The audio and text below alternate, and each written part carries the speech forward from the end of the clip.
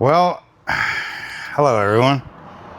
It's I feel like I'm melting. It's 35 Celsius, 95 Fahrenheit right now, and we're inside the big Quonset shop where we like put most of our slabs when they come out of the kiln.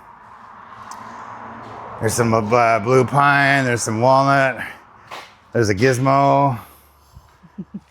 That's just a stack of like mixed maple. There's some, I think that's Siberian elm. This is a bunch of walnut that's kind of good for like charcuterie boards. This is some blue pine that just came out of the kiln. Some elm. But today we're going to be working on planing, picking out a slab and then going into the CNC, the bottom shop, and planing it for a client that had already choose. He picked, I think, this one, and I'm gonna plane it, and then I'm gonna cut it in half, and then we're gonna build a river table so you kind of see the whole process. But right now it's just really hot and I can't think clearly, but that's fine. You gotta do what you gotta do. Yeah, we're gonna try. I think I'm gonna just lift from the block here and take a peek at that bottom one, because he wants the table, I think, at 46 inches wide, which is pretty wide by 76 inches long. And to me, I'm gonna want to pick one that's pretty wide so we don't have to use a lot of epoxy. Yeah, let's pop the top right in the middle, and then I'll have a peek to see what that one looks like.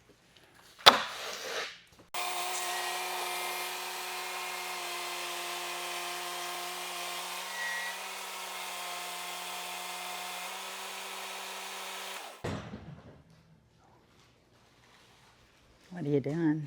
I'm just trying to take a peek. What do you think looks better? The one either right there or the one up here? Is that what you're asking? Yeah.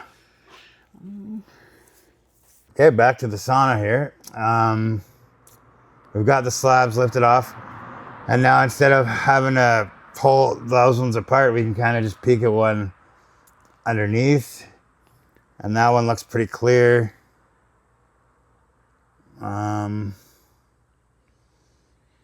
Yeah, I'd say that one looks pretty clear, don't you think, Riley? Yeah, I think so. I mean, between that one and that one's got a bit of rot on the back end. Then wouldn't that one be more clear technically? Yeah. Then that's easier on us because you can just set that down and then we go for that one. Right? Yeah, let's just do that. Yeah, it's too hot.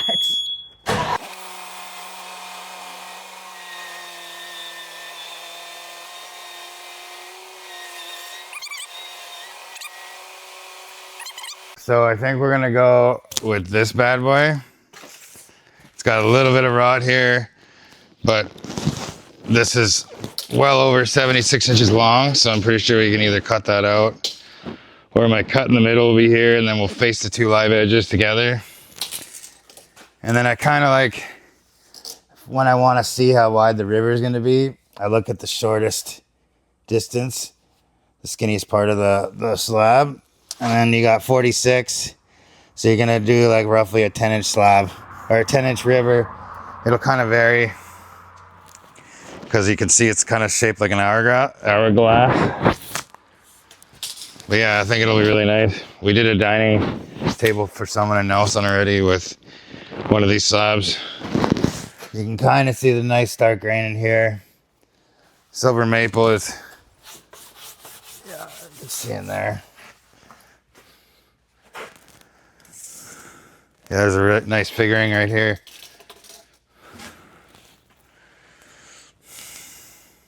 That is cool. But yeah, babe, let's get it the hell out of here. Yeah, so we gotta get out of the stand. Dying from sweating. Yeah.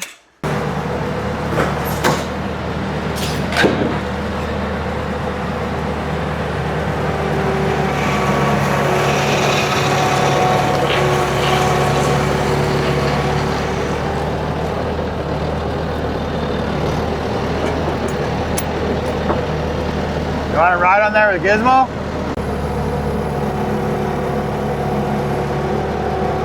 Taking a bobcat ride.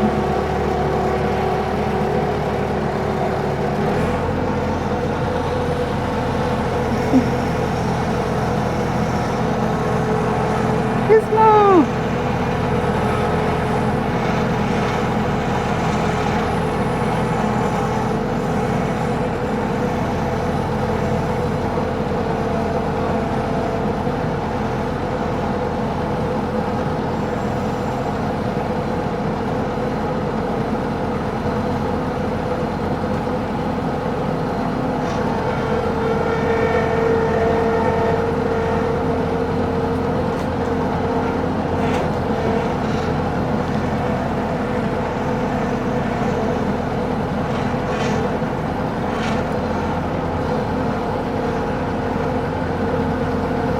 Okay, we've reached our destination, Gizmo. Come on, jump! Jump up! Okay, so now we're out of the hot box. And I got these extensions because it's much easier in our bay doors of the bottom shop to put the slabs straight in when they're really big. Otherwise, my wife Riley will kill me if we try to lift any more heavy slabs into there. So yeah, they're pretty sweet. They just slide onto the floor because there's extensions. And then you can pick up like way longer and heavier stuff.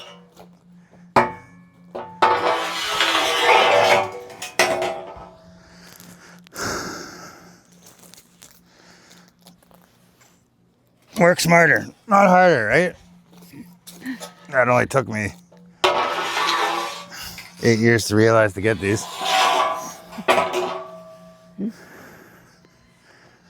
Okay, let's see how this will work.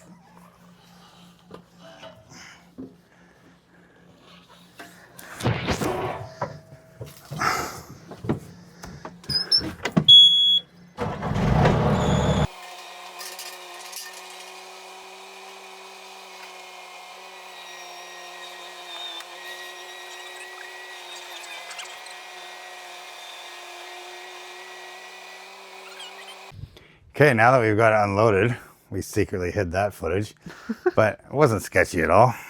Came in, dumped it off right here, slid it off right under the rolling table. Which is in the bottom shop. And then you just literally, I built the table just, I think, an inch higher than the CNC table. And then you can come in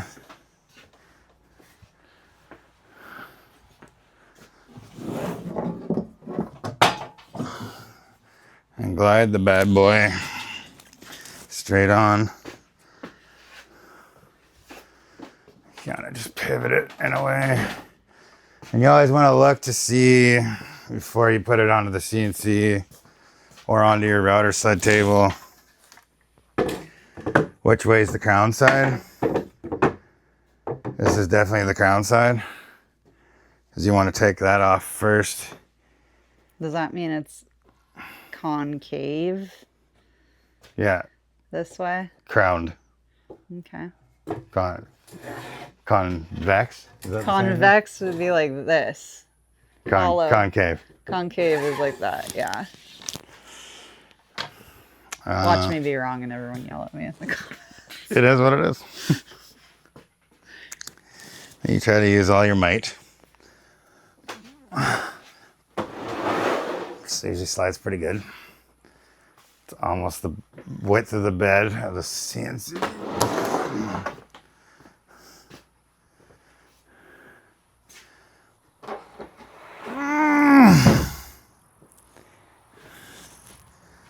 Then you just slide it off the table, which it already is off the table.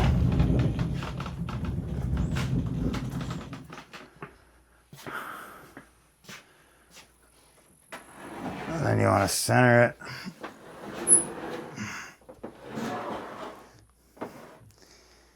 So that's pretty close to maxing out the width. On this CNC, we can plane up to 10'7", or sorry, 10'3". And then if I want to go longer, we just push the slab forward. So you plane up to a certain point. And then I think we can plane up to like 13.5 inches. But I think it's amazing for surfacing such wide slabs. Example like this one. Because it's, I think, 42 here, 36 in the middle, goes all the way up to 52 up there. So I remember doing these ones like by hand with the router sled, and it was crazy. Okay. And then the next thing you want to do is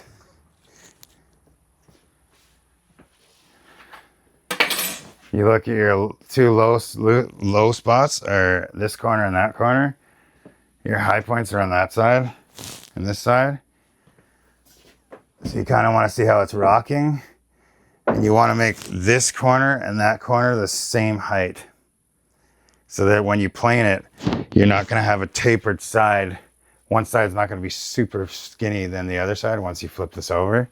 You're just trying to yield out the most of the slab. So like, that's just over 4¼ and then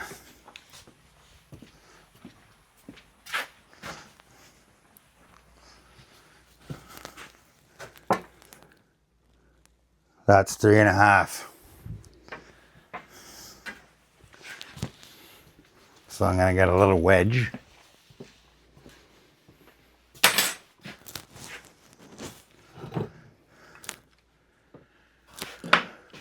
Oh yeah, and I have allergies. I have seasonal allergies. It lasts about, I don't know, what are we on, 3 weeks right now? 2? Feels like 6, but Yeah, not fun, guys. Not fun. Okay, so that's the short side. I gotta bring that side up. Probably, let's bring it up 1/2 inch.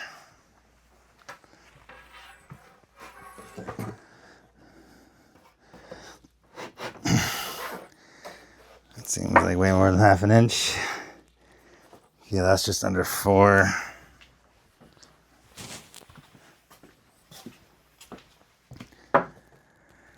And that's 4. I'm pretty happy with that. And then we'll use these dogs. Not Gizmo, but they work as, they hold the log down. Do you want to come in to fix and kind of keep it steady, even though this thing weighs a lot and I don't think it's going anywhere. You do it for shits and giggles, as people would say.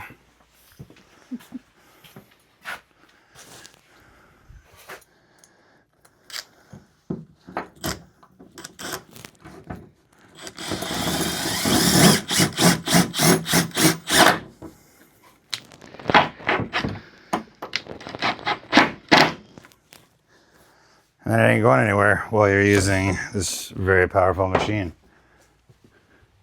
And it's sweet because like I said before, the bit, I think it can spin up to 18,000 RPM at the safest speed. And then you got the 4 sharp sides with the carbide on them. Yeah, this bit is amazing. So yeah, let's get to planing this thing. We'll do a time lapse so you don't have to sit through the whole thing at normal speed like I'm gonna have to.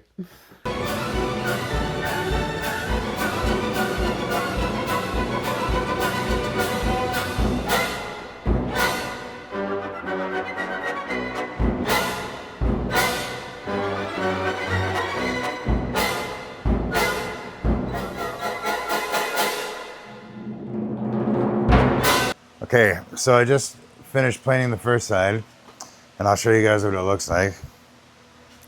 Pretty happy with it. There's that dark grain I told you about.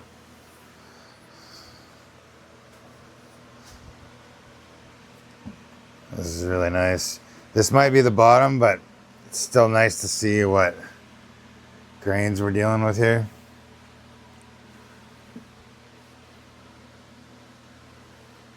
It just does such a nice job with that planer bit on the CNC. Because that's a monster. That would have took a long time by hand.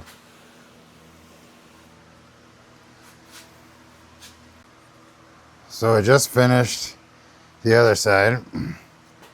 It's got a bit of rot here, but that will either get filled in with epoxy, or I've got to just figure out where I'm going to cut my center line and then turn this side a certain way so that it creates the river naturally. Yeah, this is the hard part, because now you kind of got to decide where you want the river to run. I'll probably cut it in half and then kind of shift this one slab to the left and one slab to the right.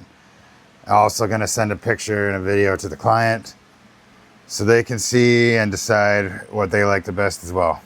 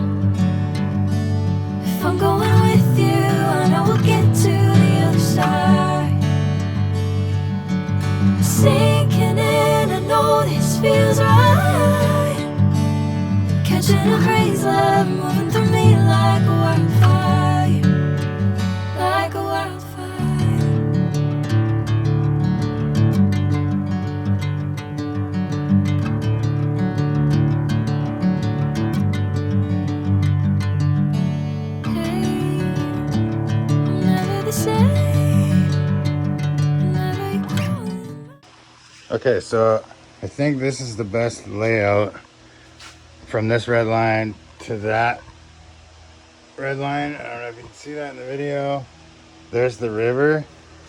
Because I was trying to avoid, there's a rotten section on the corner, and there's also a rotten section on this corner. So what I did is I just planed the slab both sides, cut it down the middle, and then picked the best spot. And then I'm gonna feather this in to copy the live edge. Same with right here. I'm just gonna make it flow better. Like I'm gonna shape the wood obviously like into here. So the river kind of gets small to big, back to small. I think it'll look really cool. So the client got back to me and he's happy with the layout of the two slabs that we're working with, the silver maple. And this is kind of what I lined out. Here, the river will kind of taper. I'm going to take a Kutzall kind of bit on the grinder. These are amazing.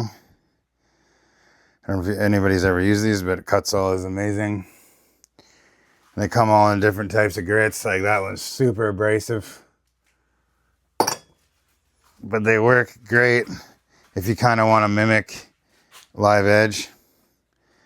So I had to get the width. I was 46, so the live edge was abrupting into this one, so I wanted to like just shave it down. And then it'll be, I think to me it'll look cool because it'll taper from small to big in the middle and then taper back down. So this table is 76 by 46 wide. Pretty wide, but it'll look cool with the way the slabs are aligned. And it ends right there.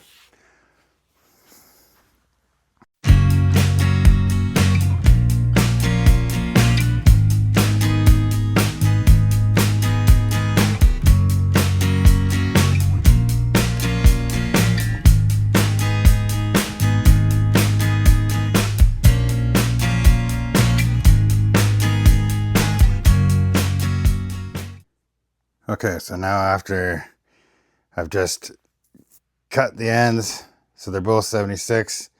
This is pretty much what it's going to look like when it goes into the mold. And I also didn't mention, with the carving, I also sand the live edge because it binds better when you pour the river. For some reason, that's just what I've been doing for years. But yeah, I think it's going to look pretty sweet. Like, I like how there's some dark grain running along here. And then you got the dark grain running along here. Sometimes I flip the slab and the live edge is slightly upside down, like how this live edge is coming down. And this one's kind of like curved up. But I think it works better, and I was able to cut some of the rod out. So I'm happy with that.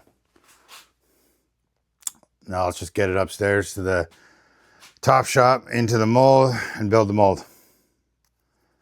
Party on, Garth.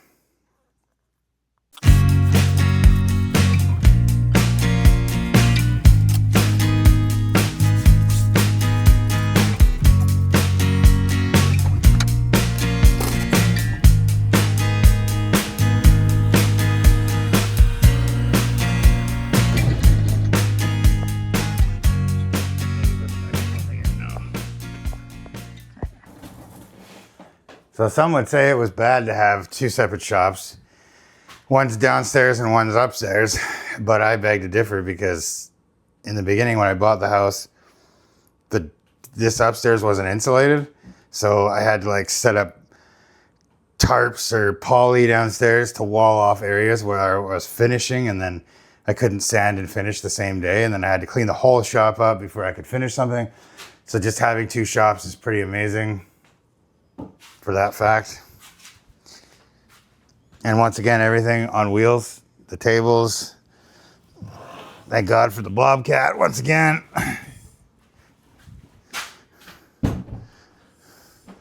For now, I'm just gonna put them here temporarily. And then that's where we are gonna build the mold to 76 by 46 using the MDF for like the walls on the side and the top. I'll show you that after.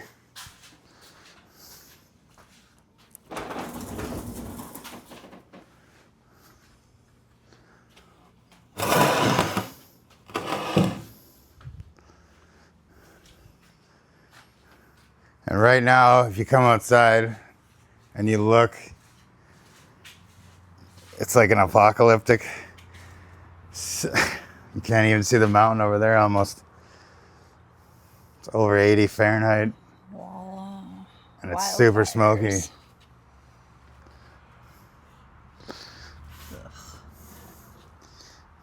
But you just gotta work through it.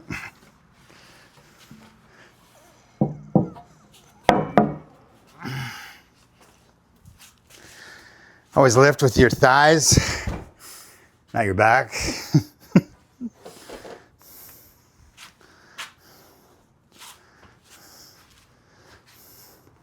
Okay, babe, let's come inside and close this door to get out of the smoke. Yes, please. Come on, Gizmo. Come. Good boy. We're about to mix the epoxy for the river table, and this is the company that I'm a retailer for, EcoPoxy. It's made in Manitoba, Canada. It's awesome. Like I said, it's a derivative of soybeans, way less toxic than any other epoxies out there. So I've got it mixes 2-to-1, and I've got my A and I've got my B. So I did the calculations I kind of divided the sections up. If you want to look closer. I measured from here to here, and that was roughly 1.5 inches, or sorry, 1.5 liters. And then from here to there was 18 liters.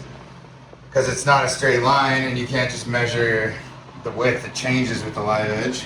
So I used I measured the length by the width by the depth, and then I converted cubic inches into liters, which gives you the right amount of epoxy you need. So now I'll mix it. So we're gonna do, I think the total was 21. So the total is gonna be 21 liters, but obviously my one bucket can't hold 21 liters. They can only hold 15 roughly. So I'm gonna do 2 10.5s, and it's just easier to mix that way. What we're gonna do. So I'm gonna pour the A first. A is gonna get 7, and B is gonna get 3.5.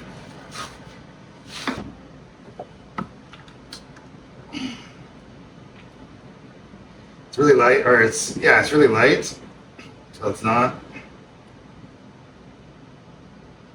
You just kind of watch.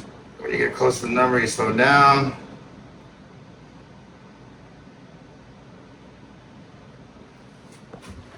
Might be off a little bit. Pretty close, honey. I'll do a little. Little splash.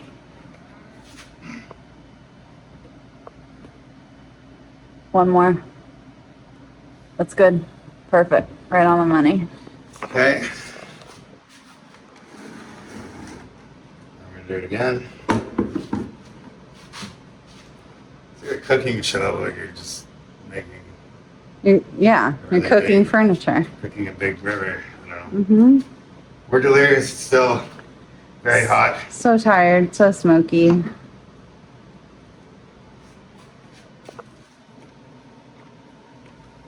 So to 7, you said?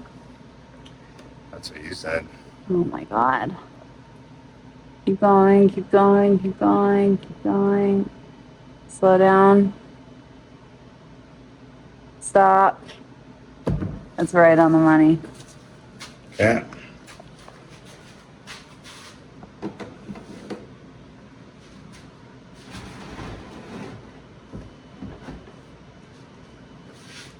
So this doesn't have halves, so I'm gonna use a different jug that has a half, so that I know for sure I can put it at 3.5. So now I'm gonna pour 3.5 liters of B. Part B is just a hardener into here.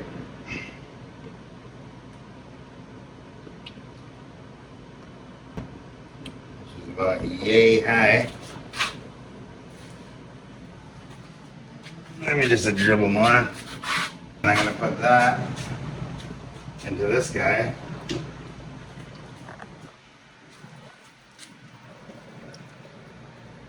And that will give me roughly 10.5, which if you look at the scale, it should say 10.5.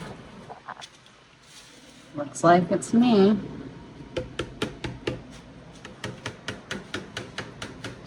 You don't have to scrape the bucket. And let it dribble a little bit.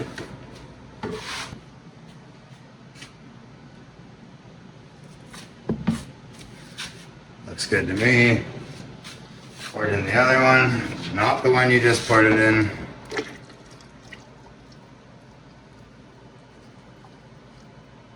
The client chose Bora Bora, which I really like. It's very tropical. And it'll stand out really well with like the silver maple that has, it's very light, it's a light wood.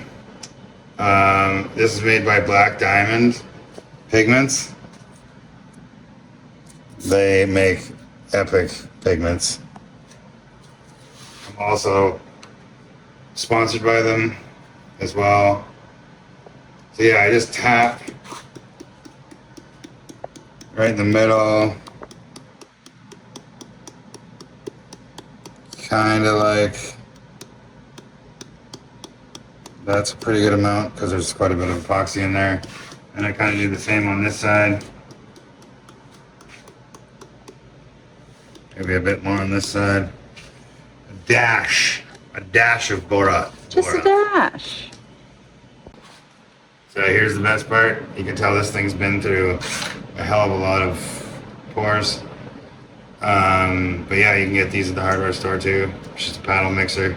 Works really good compared to doing it by hand.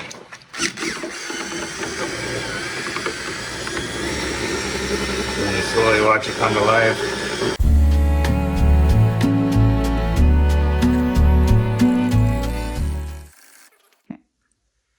Okay, so now that you've built the mold and you got your wood in the mold and then you got these clamped down, this is kind of keeping it from twisting while it's curing. It just keeps pressure and it makes it so the epoxy won't go underneath your wood as well. You mixed your epoxy and then now the fun part is to pour the whole thing.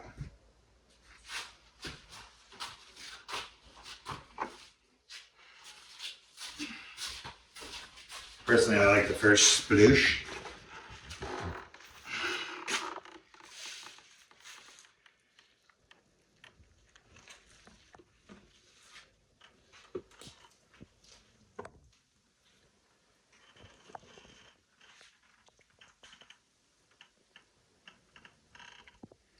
So that's about half.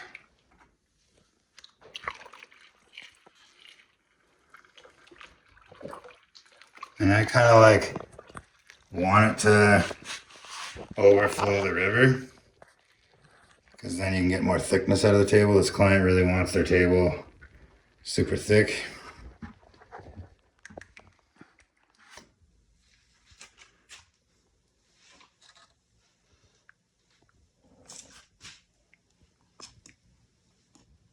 I'll come up.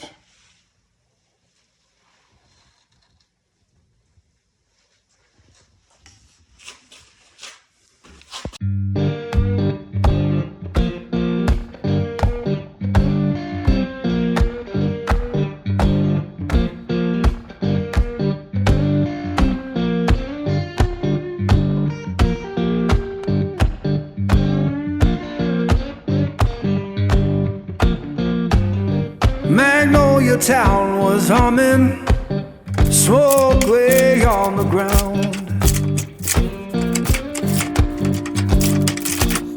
Yeah, Magnolia town was humming, smoke lay. Okay, so well, that was a lot harder than I thought. Sometimes you get like a tiny leak through a screw hole or something that I missed, and then it sticks from the one MDF down to the other, and it's harder to pop, as you saw in the time-lapse video of me trying to get it up. But I got it, and now it's stuck again. Just 1 second. There we go. Super light. Just kidding.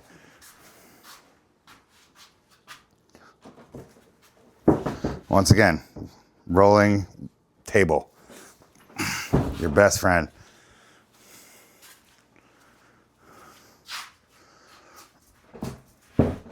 And now we're gonna take it from the top shop back down to the bottom shop so I can take it on the CNC machine. I'll kind of show you what I mean, what happened.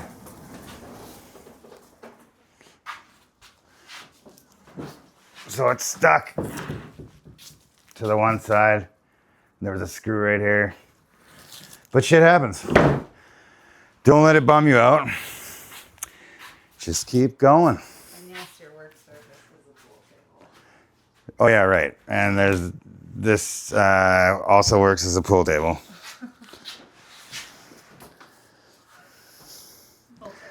Yeah, we try to multi-purpose too many things here, but it's fun to play pool when the top shop isn't always full of tables. Ready?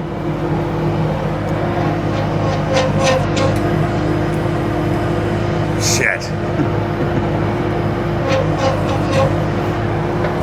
Hi.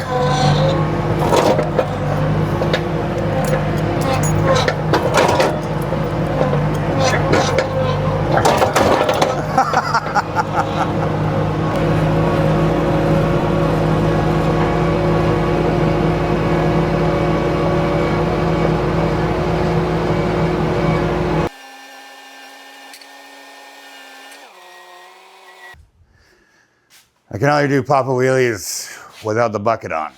So that's why I tried that. Don't try that at home, but. Wink, wink. Oh. That's cool. The table really wanted to listen.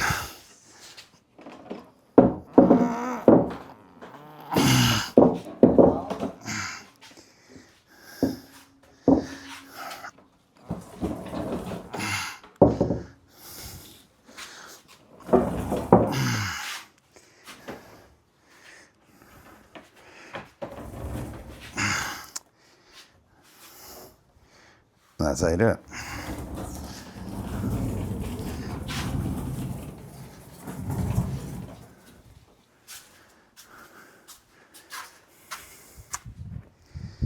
So when you pour rivers too, I was gonna say, a lot of people try to get right to the top, but no matter what you do, the wood's always gonna absorb a little bit, and then you're gonna have this ridge, and you're gonna have to plane it again, even though you've planed in the wood before you even put it in the mold.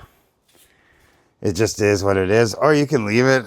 I think it looks much nicer when it's completely flush.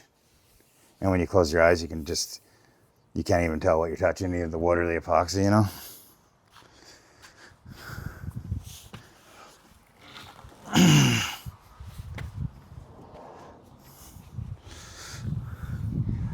When you're backing out, you also have to watch out for the skate park. So there's a lot of things to watch out for.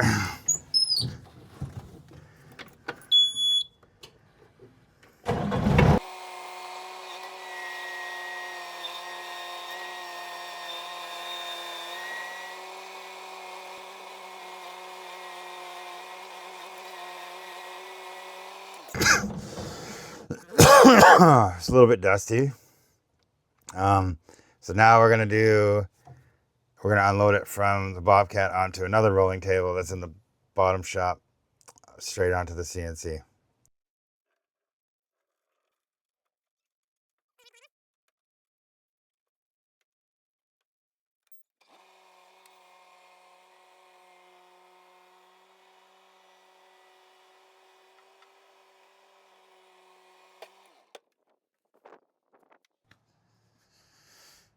Bing, bang, boom. With the help of my wife, Riley, she made it happen very smoothly. Otherwise, we would have had a disaster. No, I'm just kidding. Now we're gonna roll it onto the CNC.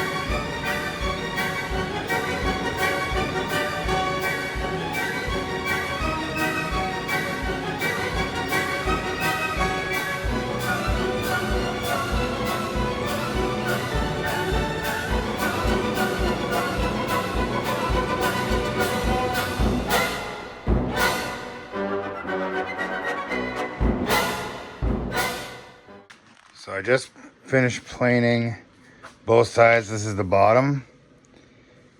And now I'm gonna cut the sides and the ends and then give it a sand.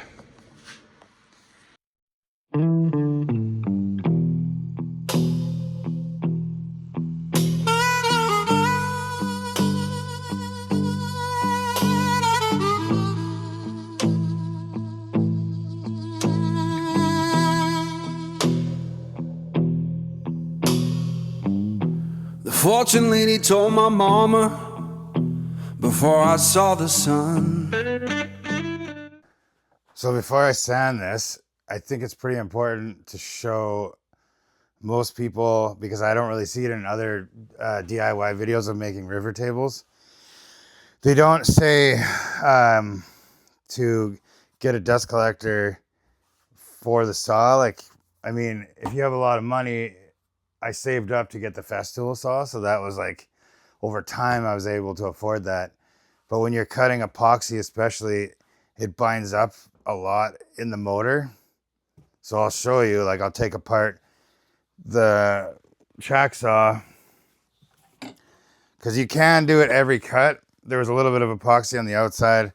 The river wasn't very big as it came out on the ends, so it was mostly wood. So I was able to cut through. Just always make sure you have a really sharp blade too. Unplug the damn thing before you do anything, because it's extremely sharp. So what I do is I take the top cover off.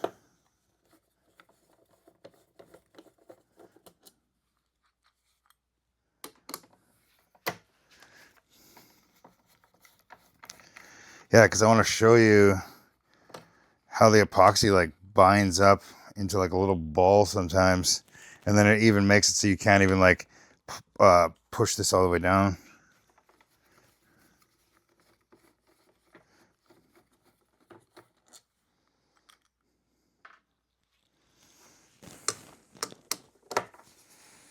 And I would say if you were to start your wood shop, I would get a compressor, because the thing I use the most in the shop is this damn thing for sure. I'm blowing tables off all the time, and then you can use it to clean your tools.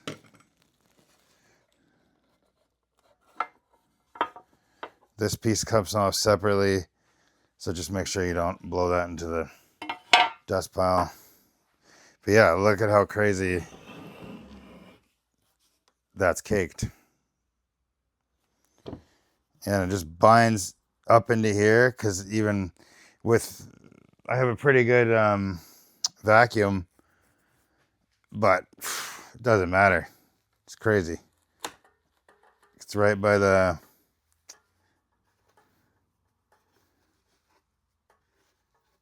there's like a spring here.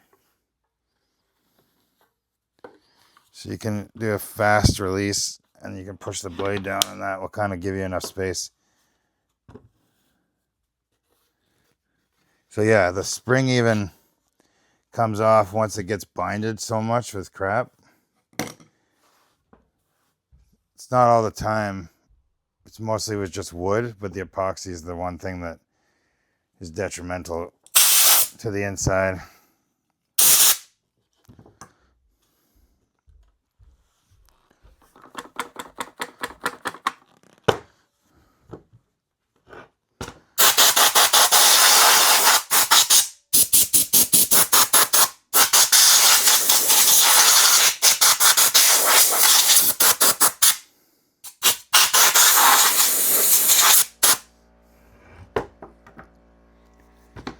And if you can afford Festool right off the bat, I would definitely do it.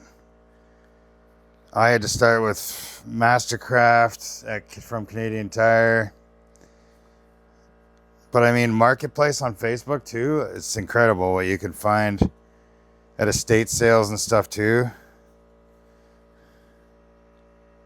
Makita makes a good track saw as well.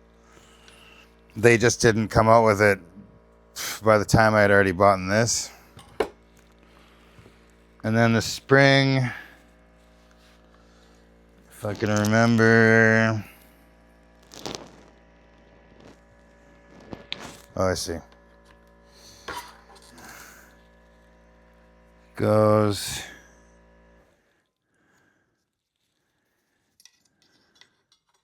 from just behind the blade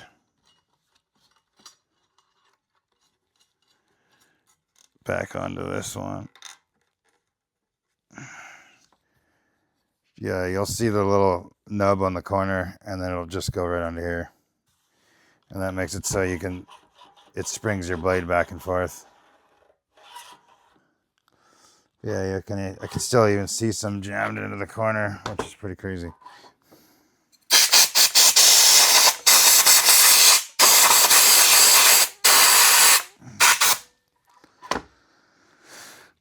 But yeah, keep your tools as clean as possible, and it'll make way better cuts as well.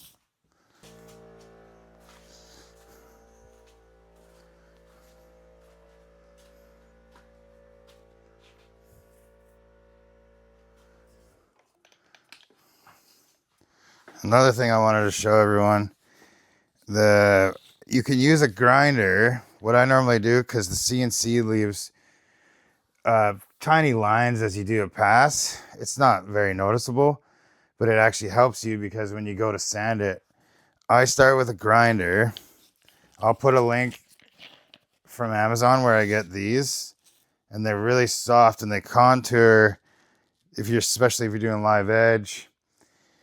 But I like it because you can just, I mean, if you're used to using like a palm sander or a belt sander, you can totally do that.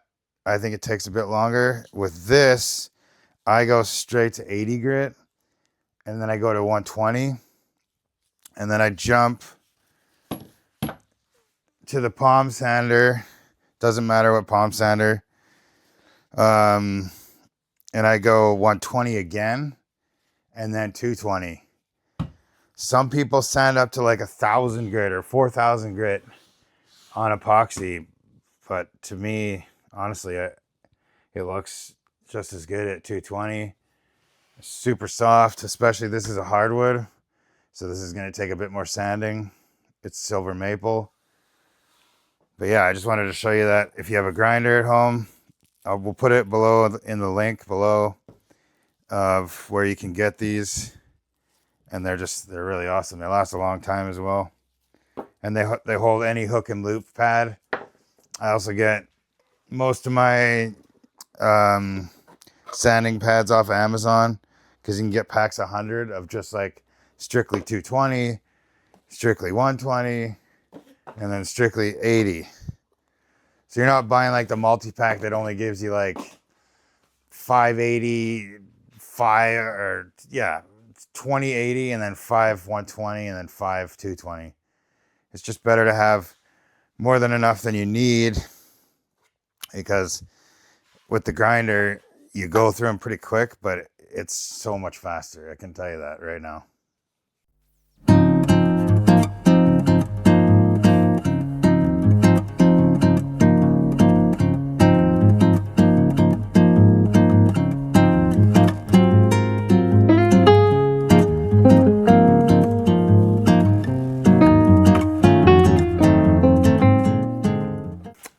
Okay, now that it's sanded, and it feels good to take that mask off, that's for sure. We're gonna bring it upstairs to put finish on it. We're gonna use Osmo on this one. I was gonna mention too, while I was working, I used a round over bit. So I have a handheld router, which I like to use because obviously it's harder to put a massive table on a router table like this and maneuver it. So this thing's great. You can get like 1/4 inch, half, eighth. I like the 1/4 because it contours the grain. And like I've said in most of my videos, I hate when I see the grain stop. I like when it flows over. And I think it just gives like a nice reveal on the outside. But yeah, let's get this thing upstairs, and then the fun part is putting the finish on.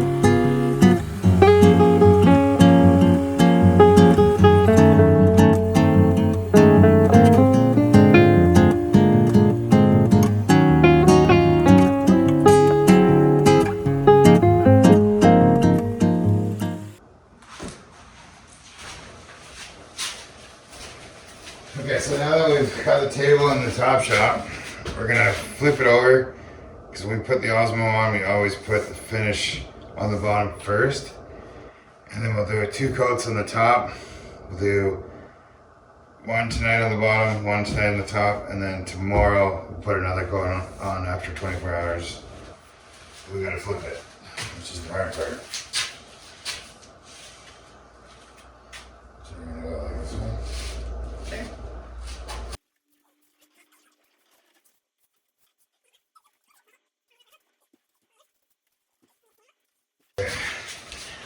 The first thing we're gonna do is we're gonna wipe it off.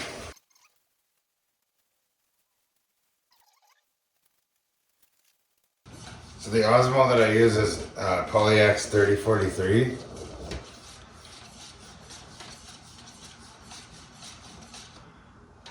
It was initially used for flooring because it was so durable, and then woodworkers just started using it for tables. I was skeptical at first, but in the end, you don't have to do as many coats, and it's like a hard wax.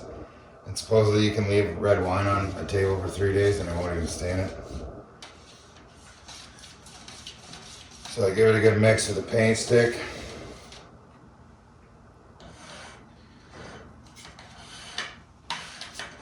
I don't know if you guys have this in your town, but this barbecue sauce is unbelievable. When you're finished with the bottle, you get a free Osmo spreader, I guess you'd call it. Or you can go to the dollar store and get a measuring, what are they, baking? Are these in for? It's called a squeeze bottle. Squeeze bottle, sorry. I tried to make it special, but Riley thinks that it's just a bottle. I'm gonna pour that in directly.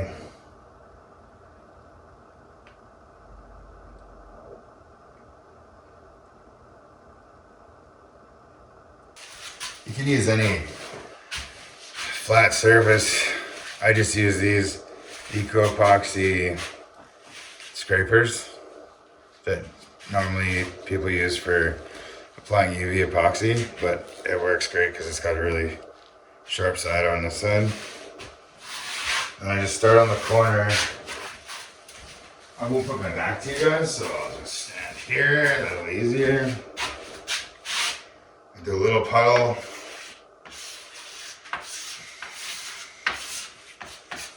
And then I just kind of scrape it.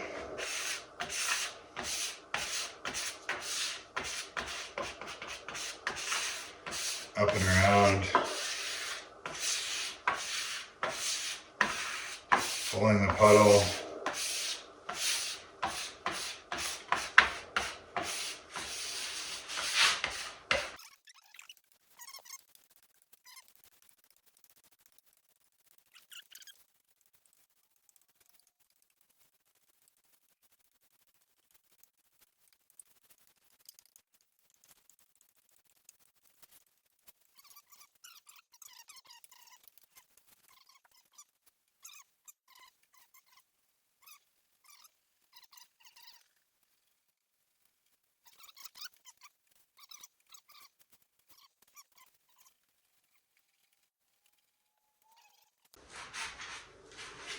So now we've finished putting finish on the bottom.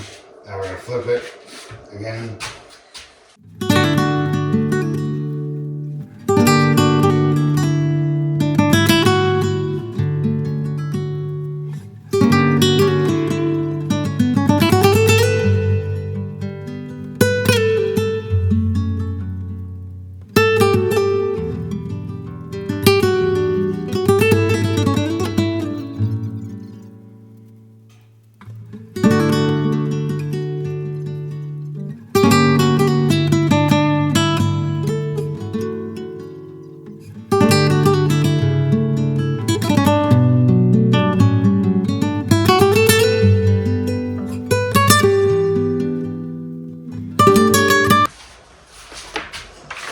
Yeah, so I got this awesome buffing machine. It's from Gym Industries. It rips. They use it for like flooring. But you can buy ones that fit this pad. But I found it to be cheaper to buy the Scotch Brite pads, or they're like 1,000 grit or whatever, non-abrasive, on Amazon.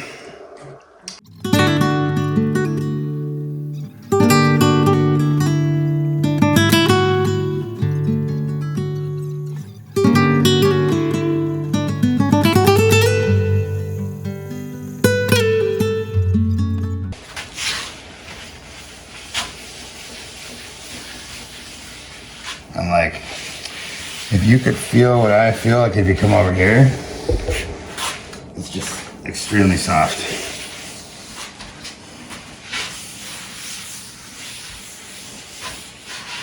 What do you think, Riley? I think that looks amazing.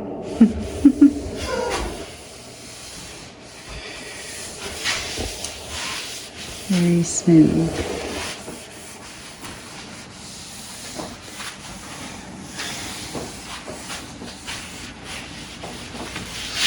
Okay, we'll see you tomorrow. We're gonna wait 24 hours and then put the second coat on, and then we'll show you in like proper daylight, because as usual we worked till 10 at night.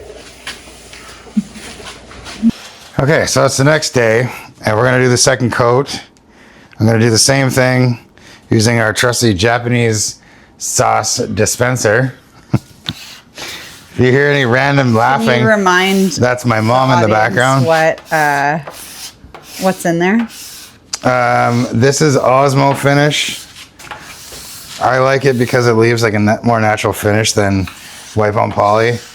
As you can see, like that's the first coat. It's gonna be a bit shinier, but once we take all the excess off, it'll be super dry. And you can still feel the wood grain, which I like. So I'm just using the scraper, the EcoPoxy scraper on it to disperse the Osmo.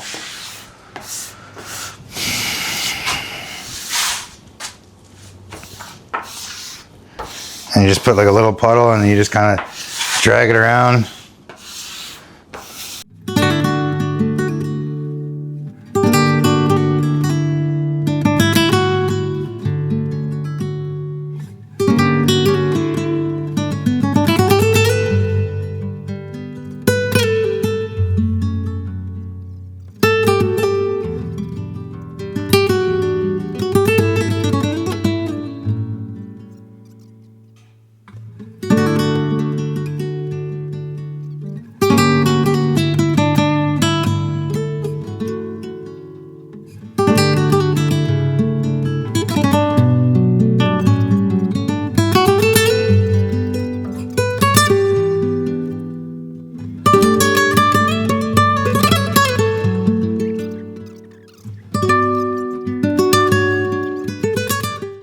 But let's see what this thing looks out in the natural light. This is my favorite part.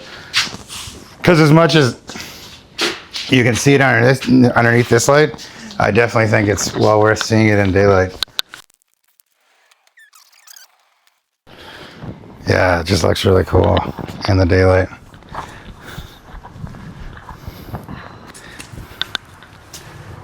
There you go. Yeah, you can see like all the little tiny knots. And this part is one of my favorites too, by your hand. This is like where a lot of tension is in the tree. Yeah.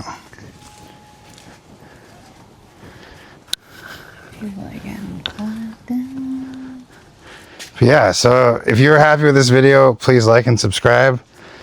If you want to watch anything else on our channel, we'll put links below. Gizmo told me to bring Fugler into the scene. This is Fugler. I don't know if you ever heard of a Fugler before, but they have almost human-like teeth. But he likes the table as well. It's his twin. Gizmo. Oh, he doesn't play in front of the camera. But yeah, thanks for watching. This was a really fun one. And get ready for the next episode.